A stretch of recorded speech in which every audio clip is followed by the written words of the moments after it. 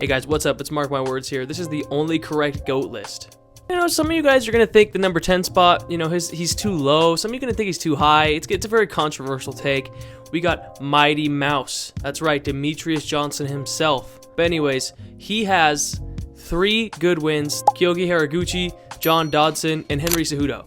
And those 3 aren't going to cut it. I mean, there's people in this list that have way better names than that. There's people that have a pair of wins, 2 wins that are better than that. So he's one of the kings of quantity because he was in the earlier era of the UFC. But trust me. There will be names that'll make sense. Trust me. Now at number 9, this is a fighter that is slept on by like most of the MMA community, and it needs to stop. Stipe Miocic. I let go of this bitch! History of time champ, good luck in everything you do. P.S. Send me a dick pic. What the Listen, in his prime, his only losses were to Junior Dos Santos, and that fucking knocks out everybody, in DC, and then he got that back twice.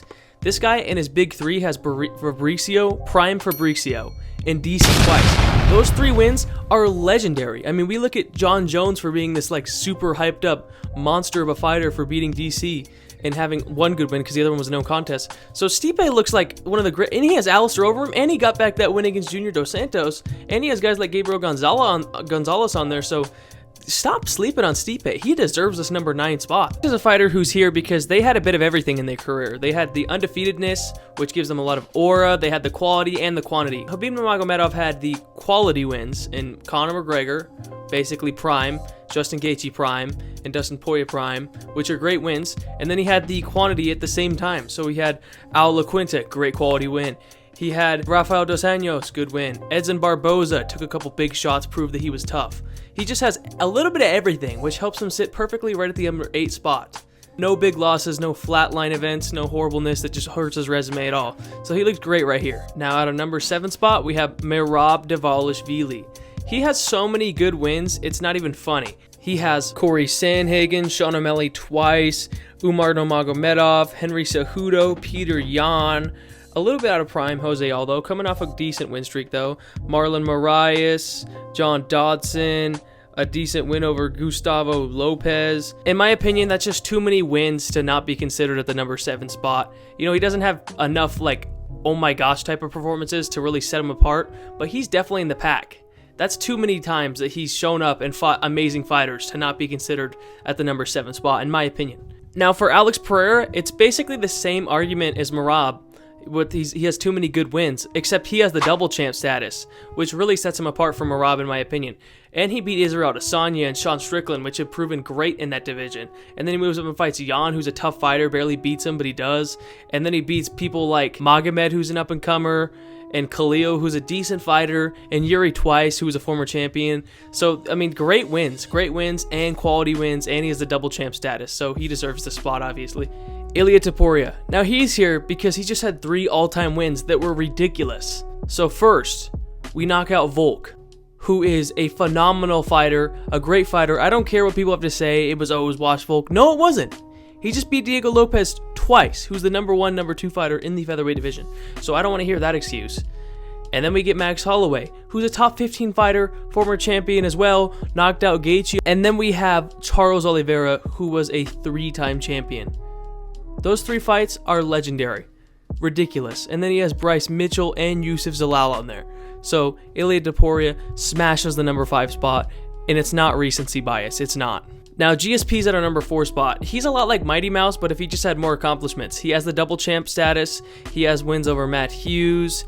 He has a lot of other great wins like Nick Diaz and Carlos Condit, and he was overall dominant for most of his career, and the fights that he did lose, he redeemed. He also has 2 wins that are close to being all-time wins in BJ Penn, which were great and not talked about enough. So, yeah, solid number 4 contender. At number 3, I have Alexander the Great Volkanovski. He kickstarted his run off Chad Mendes and Jose Aldo, who are very underrated guys. And then he goes on to beat Max Holloway, not once, not twice, but 3 fucking times. That is absolutely legendary. That's a top 15 fighter. And his only losses are to Ilya and Islam, who are already on the GOAT list chasing greatness in the sport. And you think, oh, Volkanovski's done. And no, he beats Diego Lopez twice, who was the #1 contender, and is still going to this day. The only person above 35 to ever do this. So yes, Volkanovski is my 3rd greatest fighter of all time. And this is going to come as a shocker. Jon Bones Jones is not my GOAT. He's my runner-up. Now, where's the quality? That's the problem. Where's the quality? DC and Gustafsson. Maybe gone? There's just not enough quality here. He beat up Rampage. Woo. Shogun Rua. Lyoto Machida. Those are freaking middleweights. Chael Sonnen. The problem is there's not enough quality.